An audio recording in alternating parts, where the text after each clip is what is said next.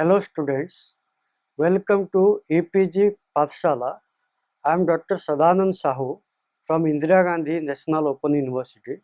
Today I am going to talk model issues of integration in hostlands, South Asia from paper Sociology of Indian Diaspora. The main objectives of this paper, this unit deals with the issues of integration faced by Indian diaspora in Sri Lanka, Nepal, Pakistan, Bangladesh and Maldives. Basically, the intention is to focus on their ability to integrate and their concrete effort to do so and the subsequent reactions of the host society. This unit deals with the issues of integration faced by Indian diaspora in Sri Lanka, Nepal, Pakistan, Bangladesh and Maldives. Basically, the intention is to focus on their ability to integrate and their concrete effort to do so and the subsequent reactions of the host society. Although they play different roles in the economy and polity of each country, the Indian diasporic communities in these South Asian countries still exhibit some common characteristics that makes them different from the rest of the Indian diaspora spread across the globe. One of the important unique characteristics of this diaspora, excluding the case of those in Pakistan, is their back and forth movement between Indian border and their host country, which makes it difficult for them to settle and integrate in the host society and to be accepted by them. The issues of integration of the Indian diaspora in these South Asian countries are dealt with separately, country by country, in the upcoming sessions. India shares borders with Pakistan, Bangladesh, Bhutan, Nepal, Maldives and Sri Lanka. Pakistan, Bangladesh, Sri Lanka, Nepal, Bhutan and Maldives share borders with India. This geographically continuity enables migrant move back and forth, which makes Indian diaspora in these countries a unique case. Since borders are shared, the term borderland as coined by Roger Rauch could be used for these countries. Rauch uses this term for Mexican migrants Aguililla who live in Redwood City, California, but continuously shuttle across the border, which is imagined as a transnational space where two distinct cultures encounter each other, thus forming borderland. While residing in Redwood City, they formed such deep connections with the Aguililla that the two cities are no longer thought of as distinct spaces. However, they have not assimilated completely in the culture of USA. In fact, they have learned to work in a dichotomized setting by maintaining a cultural bifocality. Therefore, they do not have features of classic diasporas. Similarly, the concept borderlands could be used for countries in Indian subcontinent. Since borders are shared, except in the case of Pakistan, there is much to and fro movement. These borderland communities do not have the features of classical diasporas. In fact, there is a contestation where Indian origin population in these countries can at all be called diaspora or not. However, this overseas population is still addressed as diaspora for the reason that A. These people have left their home country and are residing in a foreign land, and B. These people consider themselves to be ethnic group who have a sense of belongingness as they share common history, culture and identity. These two are important factors according to Robin Cohen that defines diaspora. Pakistan, non-Muslim majority in population, Muslim migrants from India. Partition of the Indian subcontinent led to massive migrations. Millions of people were exchanged in both sides of the border. In the case of Pakistan, there is no question of people of Indian origin, as all were Indians before 1947. Hence, the section deals with the issues of integration of non-Muslim majority population in Pakistan, Muslim population who migrated from India to Pakistan but are still considered to be aliens. Non-Muslim minority population. Religious minorities in Pakistan account for approximately 4 to 5% of the total population, including Hindus, Christians, Sikhs, Ahmadiyya, Baha'i, Buddhists, Jains, and Zoroastrians. They were given official assurance of security, protection, and an egalitarian society, which didn't last for long.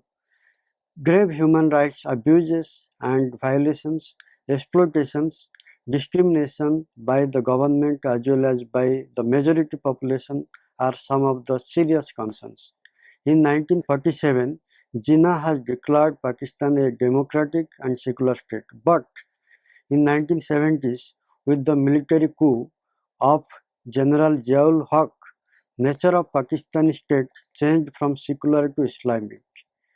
With the addition of Shariat, Islamic law, in constitution, enactment of various bills and ordinances like Hudud Ordinance in 1979, Qanun-e-Shahadat or the law of evidence, and various other laws and amendments in the constitution made religious minorities feel further discriminated and unequal in the eyes of law.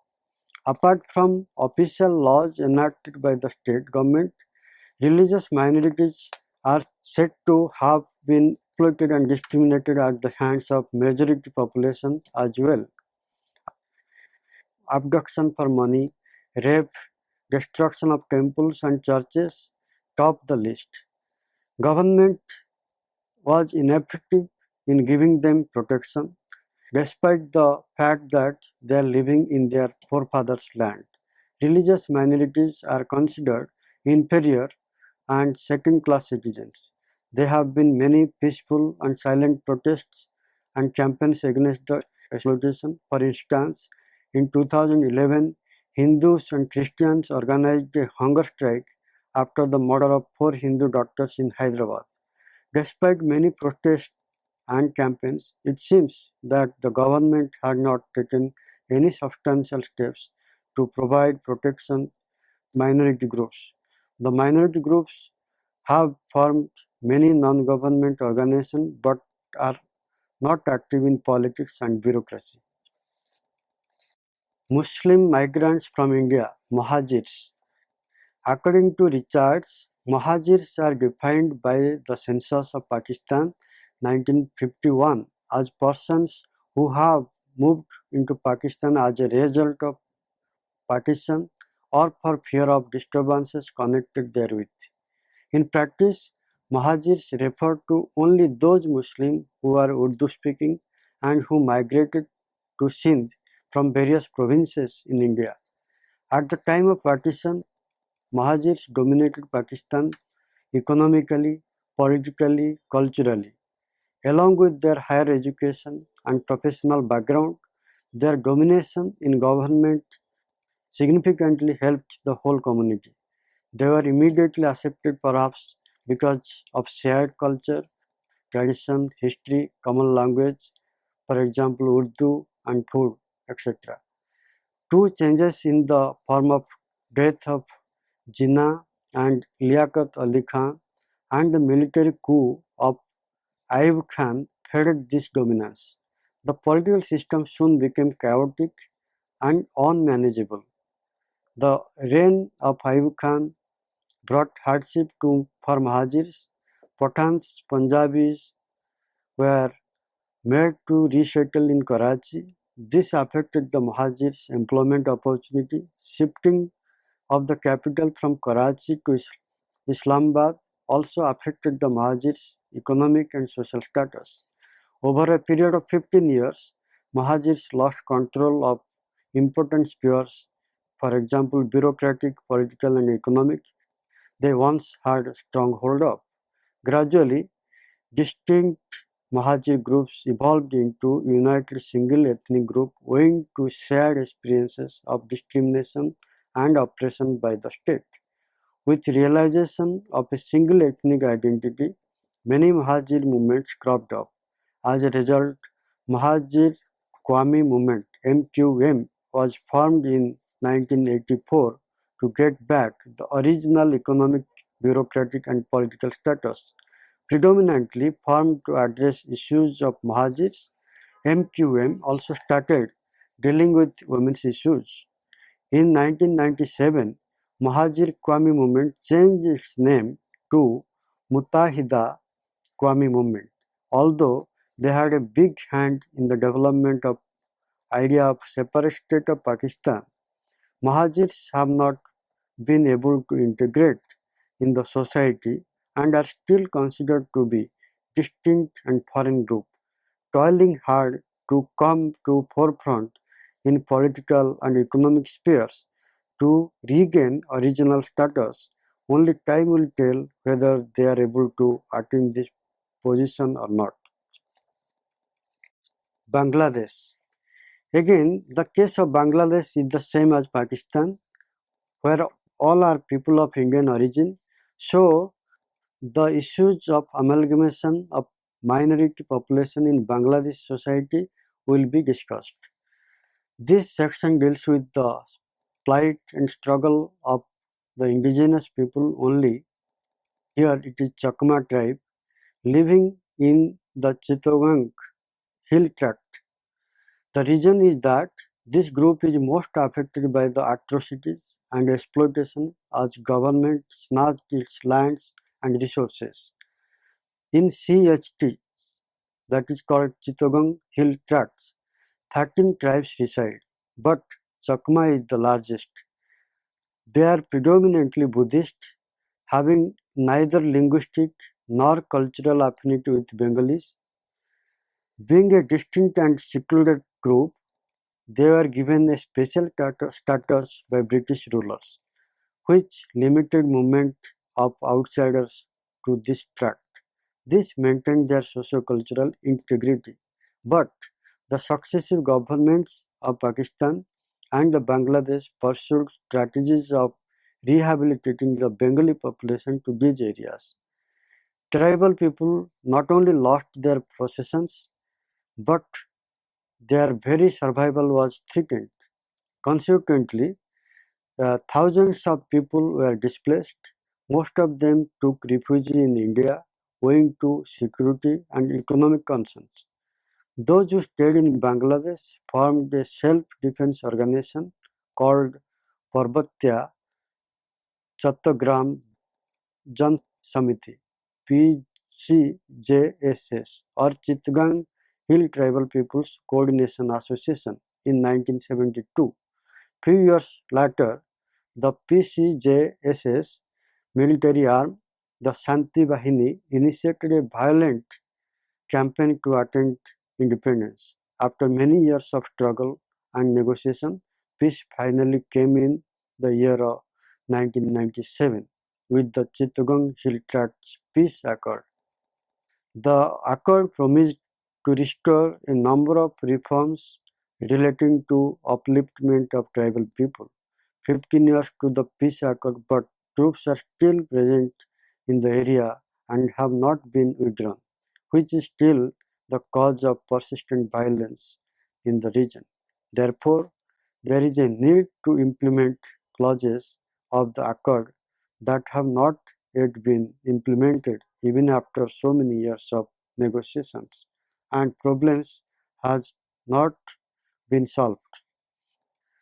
The problem has now become twofold, with the conflict between tribals and government as well as the intra-group conflict. Given the situation, the region continues to be vulnerable. Sri Lanka. Indian Tamils migrated to Sri Lanka in the 19th century mainly as indentured labor who worked in the tea plantation, construction of infrastructure like roadways and rails, expansion, expansion of Colombo harbors, etc. They were settled in the states of the hilly regions of the central Sri Lanka. Conditions started worsening in 1940s when Ceylon Citizenship Bill was enacted. According to this bill, those inhabitants who do not have Ceylonese citizenship would not be able to stay in Sri Lanka anymore. This act affected socio-economic life of Indian Tamils, and several of them decided to move back to India. According to Brij Lal and et al., by the year 1950s, around 34,000 Indian Tamil returned from Sri Lanka. A few years later, in 1953, this number increased and Jawaharlal Nehru allowed 3 lakh people to return to India, while 4 lakh 50,000 were considered Sri Lankan citizenship. Along with the issues of citizenship, political, economic rights, there was another critical issue which was impacting a smooth integration of Indian Tamils in Sri Lankan society, the conflict between Lankan Tamils and Sinhalas. In the 1950s and 60s, Sinhala became the official language and Buddhism was adopted as the state religion, which had serious implications for the Tamils in Sri Lanka. These acts served as a precursor to the deadly ethnic conflict as Tamils felt threatened as a culturally distinct group, and to safeguard their identity and bread and butter, they realized many organizations were formed to resist Sinhala oppression. Although they didn't take part in the conflict, Indian Tamils were always targeted by Sinhala army just because they were Tamils. Their lands and resources were snatched. The coming years witnessed massive exodus of Indian Tamils.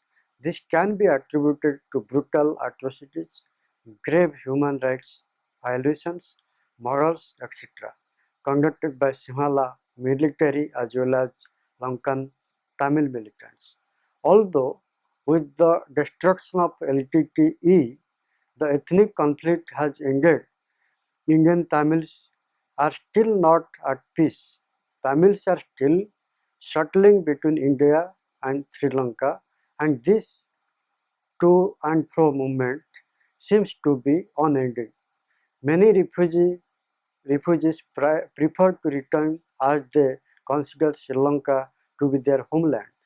Many prefer to stay in India as it is their forefathers' land and they feel safe here, while many others consider both states to be their home and keep on switching between the two countries for better economic and social conditions.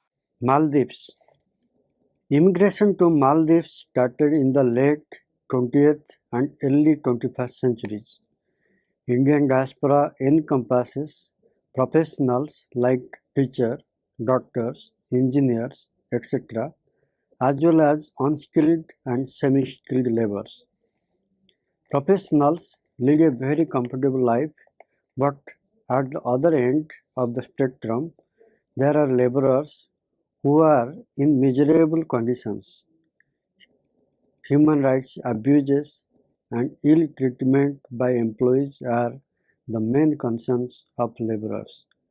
Apart from this, there are strict regulations on immigrations which prevent migrants from settling there permanently.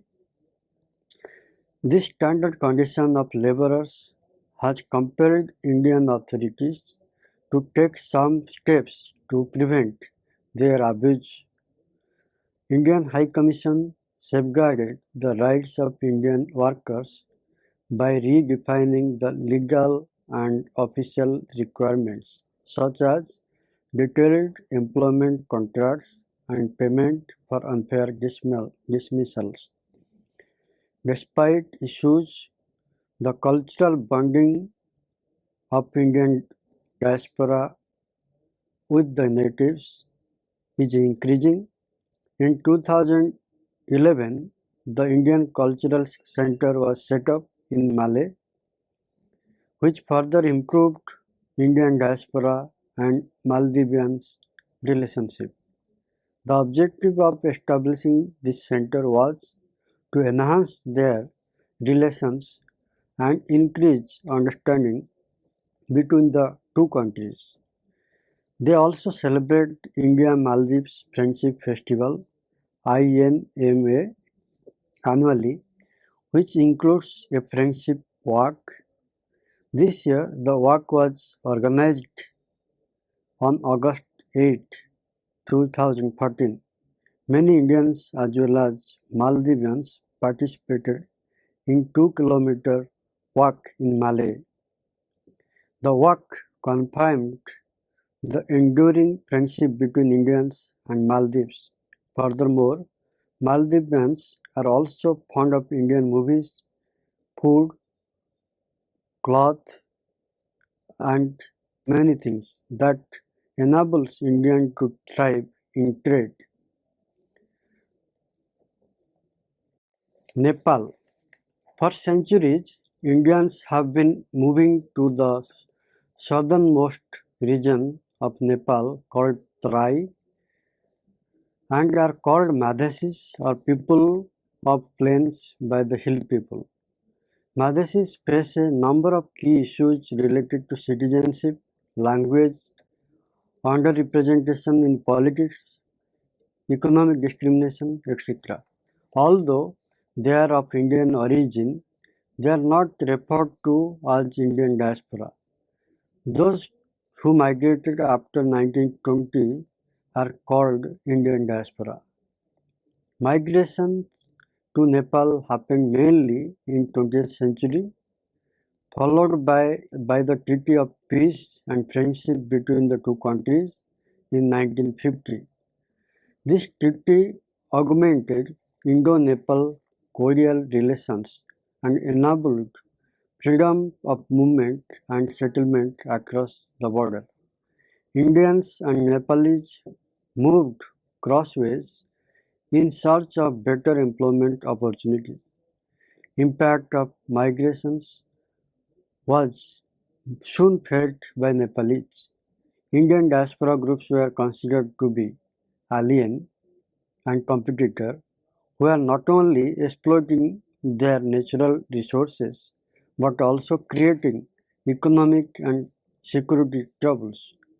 Indian Marwaris have a strong economical hold in Nepal with which Nepalese couldn't compete.